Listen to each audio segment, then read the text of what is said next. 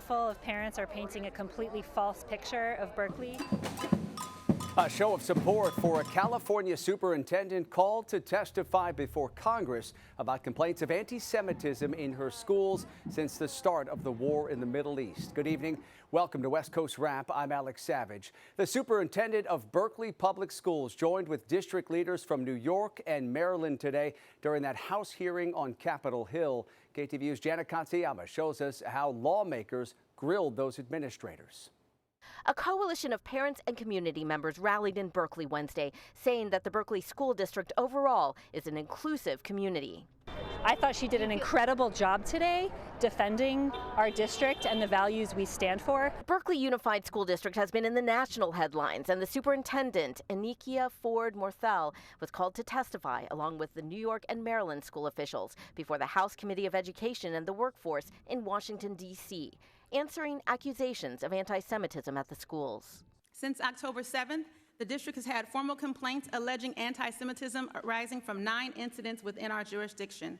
California Republican Kevin Kiley grilled the superintendent on the federal complaint by the Anti-Defamation League and Brandeis Center, reading some of the alleged incidents. Incidents include students repeatedly hearing anti-Semitic comments in classrooms and hallways such as "kill the Jews," non-Jewish students asking Jewish students what their number is, referring to numbers tattooed on Jews during the Holocaust, and Jewish students being derided for their physical appearance and demonized as evil. The superintendent said there have been instances of anti-Semitism, but it is not widespread, and that, along with Islamophobia and other hate speech, have no place in the schools. Our babies sometimes say hurtful things.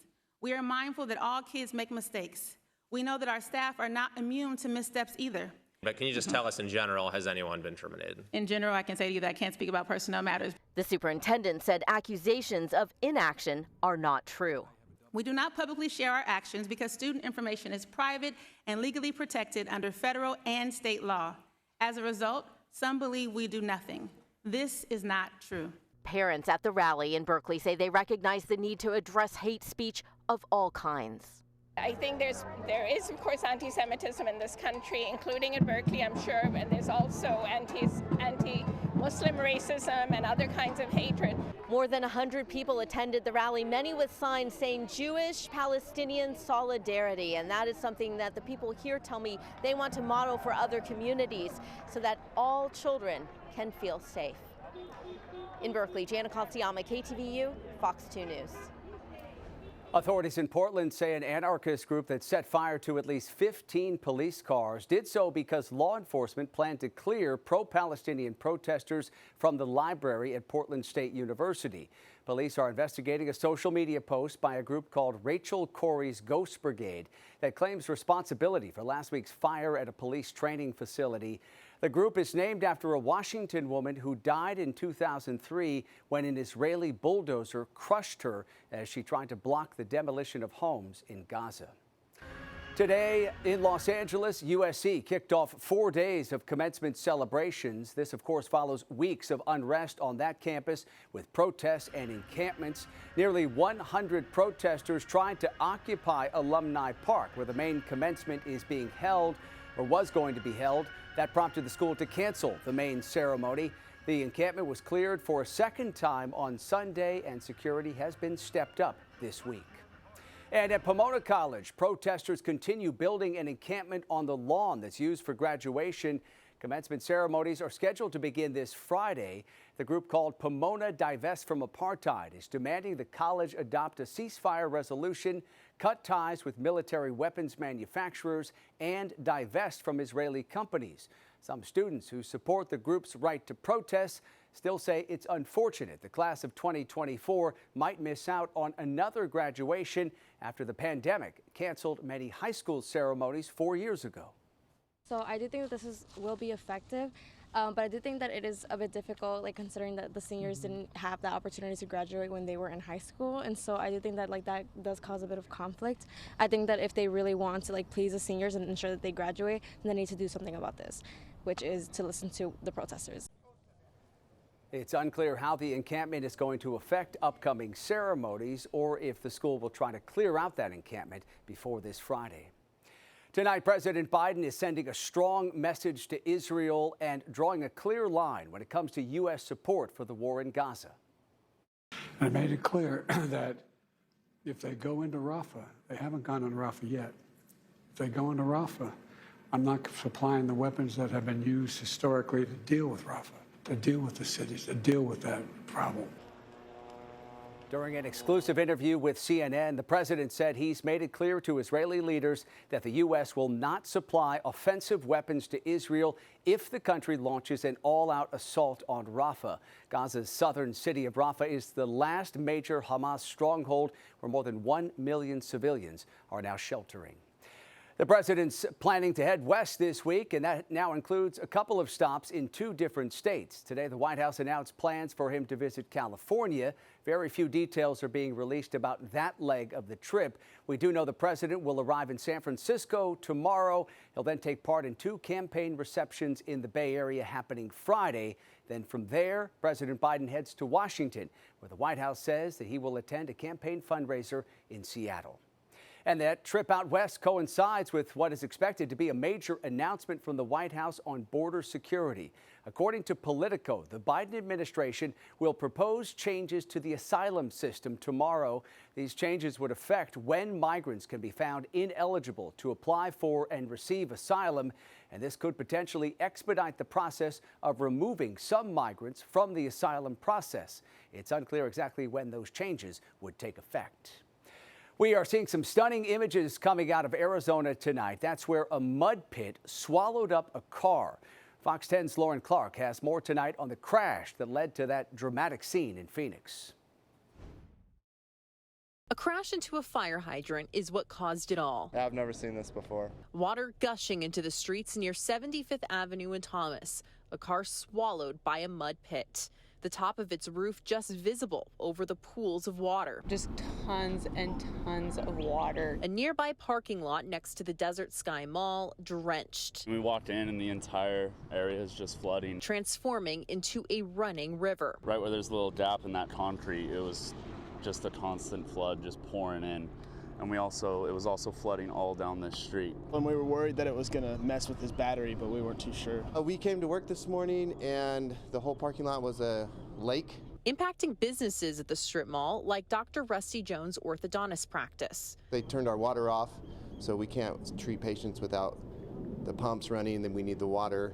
So we had to cancel all of our patients for the whole day. Video from above shows 2 cars. One wrecked on the street, the other submerged near the business signs. Phoenix police say 4 people are hurt as a result. 3 have minor injuries, and 1 woman is in the hospital in critical condition. As crews hoisted the car away and dried up the lot, people who work and shop here are still trying to process it all. A car sunk in the dirt here in Arizona. I've lived here my whole life. No, I've never seen anything like that, so.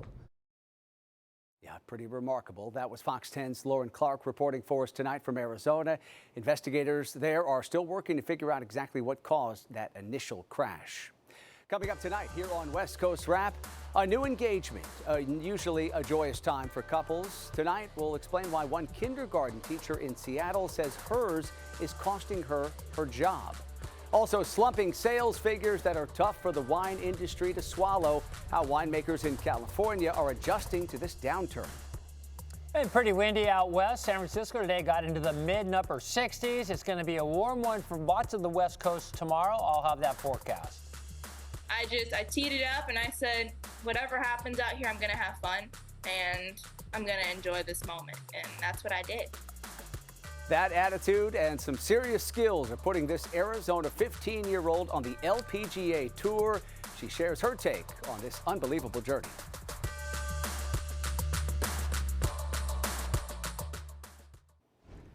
Today, the former interpreter for LA Dodgers star Shohei Ohtani agreed to plead guilty to federal bank and tax fraud charges. Prosecutors accuse Ippei Mizuhara of stealing around $17 million from his employer to pay off sports gambling debts. There is no evidence Ohtani was involved in or aware of Mizuhara's gambling. He's facing up to 33 years in federal prison, and he's set to enter his guilty plea in the coming weeks. In Washington, a kindergarten teacher is losing her job at a Catholic school after announcing her engagement to another woman. Fox 13's AJ Janavel tells us some parents at the school are now rallying around that teacher. no matter how you wrap it, it's hate.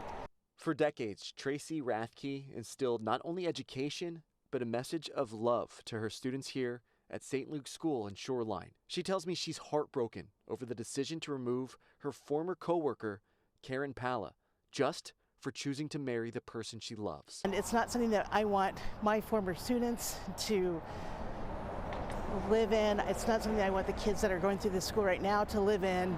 It's not the message we should be sending. The love for Palla is clear. You can even see a sign from campus in support of the kindergarten teacher. And a group of parents recently formed an organization to call out what they say is discrimination against Palla and demand she get her job back. What is so upsetting to me is that she's an excellent educator today. She was an excellent educator when she came to us here at St. Luke. And the fact that she's getting married does not change her ability to teach. The decision not to renew Palla's contract comes from Father Brad Haglin. Haglin is the head pastor for St. Luke's School. I obtained a letter Haglin wrote to parents explaining his decision. In it, he says Palla is not just a teacher, but a minister, and her life choices do not align with church teachings enough to be a good role model for students. It'll be one of the last decisions he makes as head pastor of the school, as he was already scheduled to leave after this year. You know what, I'm so disappointed. I'm so disappointed. He had a real opportunity to lead in this area, and he chose a different path.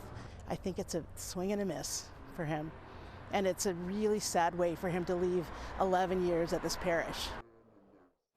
And that was AJ Janavel reporting tonight from Fox 13 in Seattle. In less than 2 days, more than 1,200 people have signed a Change.org petition demanding the teacher be reinstated. Well, a lot of people feeling a warm-up across the West today, but in Montana, it's looking more like winter. These are images posted on social media showing a lot of snow falling today in Gallatin County, west of Billings. Wind gusts here in this area were up over 50 miles per hour. For more, let's bring in KTVU meteorologist Bill Martin, who is tracking the storms in that area. And along with that, Bill, we have soaring temperatures expected in parts of the West as we move through the rest of this week. That's exactly right, Alex. Let's take a look at some of that snow activity out in Billings and out towards Wyoming. You can see all this activity working its way backwards. We've got this big low pressure here, got a big high pressure here, and the whole complex has created strong winds along the west coast from Seattle down to Los Angeles. And as Alex mentioned, warmer daytime highs certainly, and an increasing temperature profile. But also, it's given us cool to snowy conditions in parts of the Intermountain region. So we are definitely seeing a little bit of everything out west. As we start off in Seattle, they got up to 64 degrees today. Not a bad day in Seattle, and you can see the few clouds out there. Generally pretty breezy right along the coast. The winds are doing a northeast thing. They're funneling through the valleys in the Sacramento Valley, the San Joaquin Valley. We're seeing gusts of 35, 40 miles an hour in parts of California, mainly in the coastal valleys or in the valleys, the Big Valley. And then along the coast, we are seeing gusts as well. Here's the last temperature. LA, 74 degrees today, breezy, warm. Air quality not bad. When you get the wind blowing like this, you get pretty decent air quality. So along the coast and even inland a little bit, you're getting some good air quality for this time of year. Big high pressure stays put. That's why temperatures will continue to warm up. The heat now is going to be down here in the southwest. 80s out in Phoenix. We'll see 80s and even low 90s in the Central Valley and then of California, and then lots of 60s up further north. So no rain really happening except if you're out in the Intermountain region, and that's sort of not a well-organized setup. So when you look at the forecast for the next few days, you can see Los Angeles gets up to 74 degrees on Saturday. We've got a 68 on Saturday in San Francisco, and then 93 in Phoenix. So you see the wide range, but what you don't see is rainfall activity. Not a lot of rain in the forecast. It's a dry period coming up, and of course this sort of looms and that you start talking about, well, fire danger is just around the corner. And this pattern right now, especially for the West Coast cities, is pretty, scary in terms of fire danger. It's just fortunate because most of the coast we've had showers, so the fuel moistures are a bit higher. So as you look at this, you can get the feel for what's coming up the next few days. Weekend is going to be beautiful, Alex, throughout the West. But temperatures, well, they're going to get pretty hot in the southwest, and then pretty mild in Los Angeles, and then a lot warmer in the Central Valley of San Francisco or in Sacramento, where the temperatures could reach into the low 90s. All right, we'll get ready for the heat. Bill, thank you. All right, they are sobering numbers for the wine industry. Sales down nearly 9% last year, and that is taking a huge toll on California's wine industry, which is responsible for more than 400,000 jobs. Tonight, KTVU's Tom Vakar has more on how winemakers are working to adjust to this new reality. Pinot Noir. Pinot Noir is what Nicholson Ranch is best known for. Deepak Galrajani has owned Nicholson Ranch Winery for a quarter century, specializing in Cabernets, Chardonnays, and Pinot Noirs. This business has like 6 or 7 years of up years, boom years, and 2-3 down years. And I see this kind of in that same 2-3 down year. What's the wine industry going to do? It's going to evolve. Rob McMillan is Senior Vice President and founder of Silicon Valley Bank's Wine Industry Financing Division. The demand is in the better wines, let's say $15 and above. The industry finds itself in a quadruple whammy of too many wineries, too many vineyards, too many grapes, and way too much wine on the market. Add to that, Gen Zers and millennials ages 21 to 43 simply do not drink as much as older generations do. Some of them don't drink at all. And when they do drink, they go for many other choices, including hard seltzers, hard ciders, canned cocktails, and other spirits and brews. In the wine industry right this second, there's about 2/3 that are doing less than zero growth in sales. And then there are about 1/3 that are doing a little bit better. In the mid-90s, the baby boomers latched onto wines, which allowed the industry unbridled growth for nearly 3 decades. This is a time also for us to figure out how do we reach a new audience. Gulranjani saved his business from a COVID collapse by learning how to sell online. He fostered and grew the Nicholson Ranch Wine Club, as well as made the tasting room experience more than Bay Area visitors expected. So why is wine country's recovery still slow? It's not whether they have money, discretionary spending, so to speak. It's more their discretionary time. It's what they're using their time, which they couldn't use in COVID, to go on a cruise, to go to Italy. Already, artificial intelligence marketing tools is helping find those new younger customers who insist also that wineries be eco-friendly and sustainable. Just as important, they must adopt easy-to-use apps for fast, easy checkouts. Most important, personalize the customer experience at all times. Tom Vakar, KTVU Fox 2 News. Coming up tonight here on West Coast Wrap, a new dress code in effect for Washington's so-called Bikini Baristas. Tonight, the rules designed to put an end to the controversy. Plus, another issue with a Boeing plane. See how sparks flew as this FedEx flight came in without a landing gear.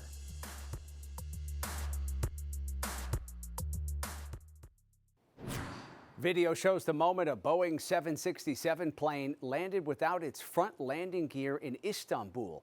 Sparks flew as the nose of this FedEx plane hit the tarmac this morning. Crew members on the flight coming in from Paris say the plane's front landing gear would not open. No one was hurt here. An investigation now underway into exactly what caused the landing gear to fail. Most Boeing planes are built in Washington state. Fox Business reached out to Boeing for a comment on this situation. The company deferred statements to FedEx. Boeing has, of course, been under scrutiny following a series of recent issues with their planes. The city of Everett, Washington has a new ordinance covering coffee stands that employ so-called Bikini Baristas. The new dress code calls for baristas to abide by lewd conduct laws. Clothes cannot be see-through and body areas must remain covered while baristas do their work. The updated policy comes after a long legal battle between Bikini Barista stand owner Giovanna Edge and the city. In 2017, the city implemented a dress code requiring tank tops and shorts. The city council was the one that implemented the dress code in the beginning. They decided that they were going to outlaw the bikini stands in the city of Everett. But in 2022, a federal court found that the city's dress code was unconstitutional. That led to an explosion of Bikini Barista stands and complaints about the skimpy outfits. The city says it will reach out to shop owners about the new clothing guidelines. A 15-year-old golfer from Arizona is on the verge of accomplishing something she never expected. Fox 10's Steve Nielsen spoke with her about her upcoming debut on the LPGA Tour. She started at 7 years old.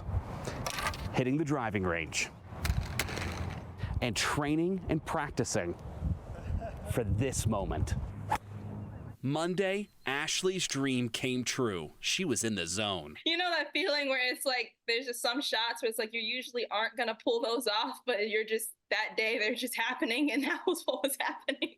There was shots where I was like, I really don't ask me to do that again. I probably wouldn't do that for you. The 15-year-old girl from Litchfield Park flew to New Jersey to play in the John Shippen Cognizant Cup Monday. Winner qualifies for the LPGA event this weekend. I teed it up and I said, whatever happens out here, I'm gonna have fun and I'm gonna enjoy this moment, and that's what I did. Well, let's just say she had fun. With her mom as her caddy, the 15-year-old won and will tee it up with the best women golfers in the world Thursday. Play with them, see if I can hang with them, and just have fun and enjoy every minute of this week. She's usually hitting balls for 2 to 3 hours every day. Her home course in Surprise, Sterling Grove Country Club, couldn't be prouder of their hometown girl. Did I mention she's only 15? When you qualify for an LPGA event, it's something special. You know, she is one of a kind golfer. When she comes out here and practices and hits balls and goes out and plays, you just know something special with her. There's no one prouder of Ashley than her mom, who will caddy for her again during the tournament. And if she makes the cut, her mom was quick to tell her they'd spend Mother's Day on the course together. Because that would be the best Mother's Day gift ever, to be walking down the fairways of an LPGA event with you. So I know that would be absolutely amazing for her, and I know it'd be amazing for myself, and I really hope to be able to do that.